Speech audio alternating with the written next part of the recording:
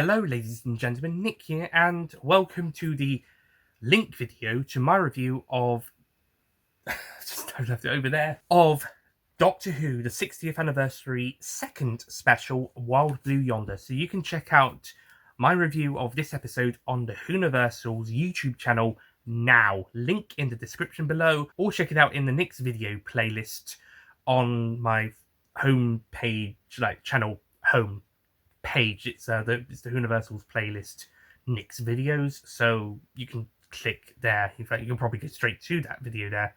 But anyway, yeah, enjoy. And so that this video isn't a minute or two long video where I just say, check this link out, link in the description below, watch this review.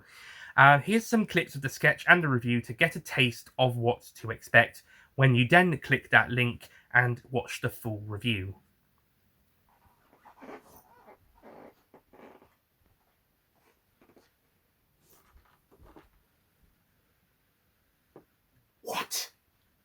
What? But I'm me. I know I'm me. Well, so am I. Well, that's not going to work, is it? Yeah, you're right. So, what do we do now? I suppose we'll have to have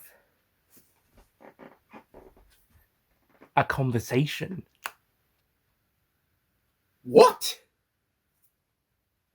Wild Blue Yonder, the second of the 60th anniversary specials, and the one that was kept most secret, as people speculated for months about what this episode could be.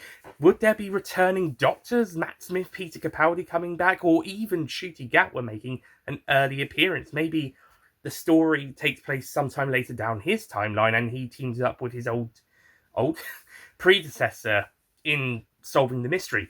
Was there going to be a surprise returning villain? Someone speculated the Wirrin after the trailer was dropped, the teaser trailer after the Star Beast, specifically the Star Beast Unleashed. Yeah, for that one, they dropped the trailer after Unleashed rather than the episode that just aired. What was the mystery of this episode? What is it all? So what really carries this episode is the performances from the actors, as previously mentioned. But also the cinematography looks absolutely brilliant. I believe it was Tom Kingsley, a director of the Ghost series, that directed this episode, and it looks absolutely brilliant. The visual design of the spaceship looks brilliant. I will say this episode does have a couple of fake hokey effects, mostly the explosions and also the larger creatures when they're getting bigger. There's some really good visual effects with it though as well. But I think the best stuff is the interior of that spaceship, where it is pretty much almost all CG and green screen, but also the spaceship design itself and the space. So the episode does have a mixture of the visual effects styles, and some of them look absolutely exceptional, and some of them do look noticeably hokey and fake. Not as bad as some of the ones from the Whittaker era, specifically the later series, but still a little obvious. And I think we're gonna be saddled with that. It is funny because when we look back at series 1 to 10, specifically like 1 to maybe middle of the Moffat's tenure, the visual effects for the most parts aren't that obviously visual effects. Even if they may be dated by now, they at least look realistic enough. But sometime during the Moffat era, or when we got to the Whittaker-Chibnall era, the visual effects kind of started to look more fake. And I think it's probably because they started getting more overused, and the overuse was certainly apparent during the previous tenure. This tenure has managed to tone it back down a little bit and or make it less obvious for the most part. Yeah, it still seeps through a little bit, but for the most part they seem to have toned it down a little bit, and we get a bit more practical stuff as well, which is really nice to see. Like, that car is so cool. I want to go on that car. That has to be a ride at whatever next Doctor Who experience or exhibition they open up like next time. Just like, even if it's not really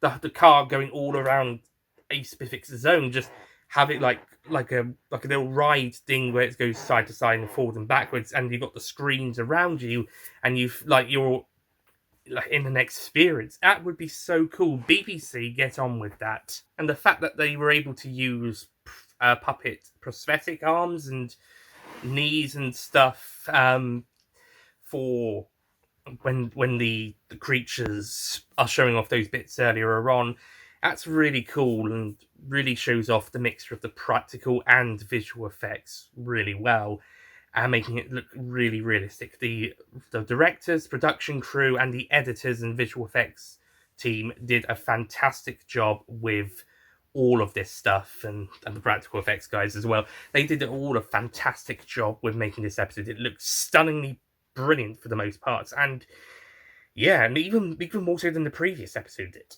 That being said, Rachel Tilani is still my favourite director of the trilogy because she's one of Doctor Who's best directors ever. The final thing I would like to mention is Wilf returns, and this was a wonderful moment to see Wilf back, especially after Bernard Cribbin's passing.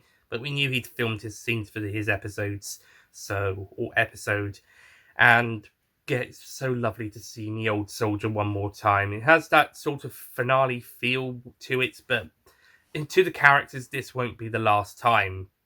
This and the start of the giggle, it won't be the last time. However, as we know now, and they probably even knew about it when they were filming this episode or wrapping up filming on it and starting pre-production on the series, or mini-series, that this would be the final time we see Bernard Cribbins as Wilf on screen.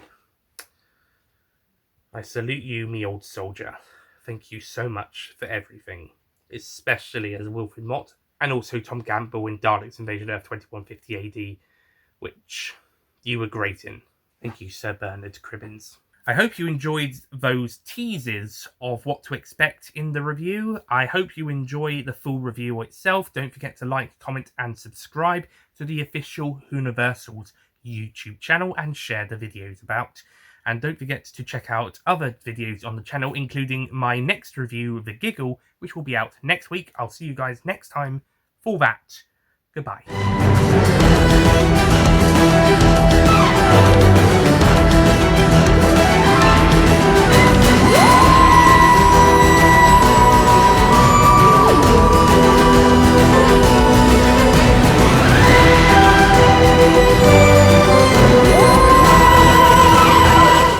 Don't forget to click below to subscribe to the Nicholas Payne YouTube channel.